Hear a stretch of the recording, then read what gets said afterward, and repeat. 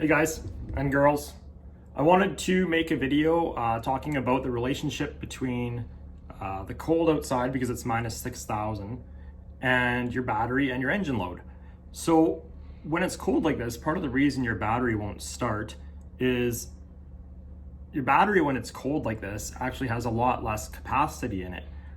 So say at minus 35 like today, it probably only has 20% of its full capacity, but your engine is actually like probably 350% harder to turn over. I'm gonna try and find a picture after and see if I can attach to this. We did a couple cool experiments back in tech school with this stuff, and it was really interesting.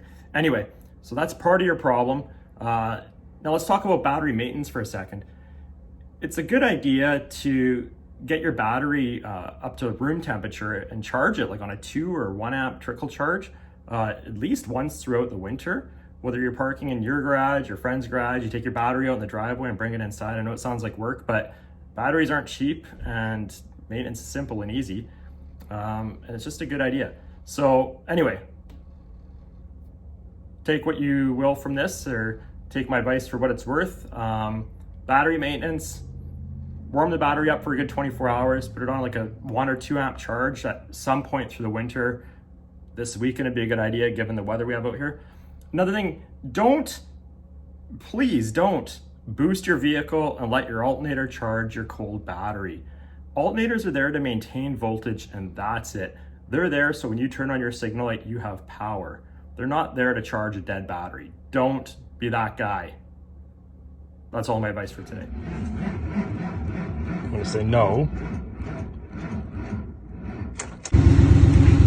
What is happening here? This is actually family. Oh no. If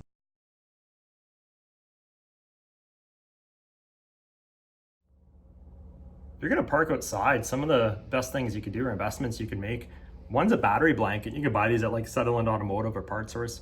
It basically wraps your battery with a blanket that plugs in and keeps your battery warm. It's better on your charging system. It'll start better and turn over better. Almost all vehicles have a block heater, especially if they're bought here in Canada, or Saskatchewan, I should say.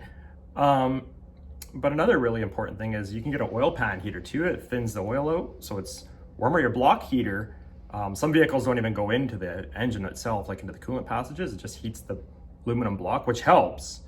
The best ones, you can get they go in the coolant, or antifreeze if you want to call it, and an oil pan heater. I mean, there's all kinds of heaters, but the more heat you can get into that engine when it's minus 6,000 degrees out there, the better it's going to start.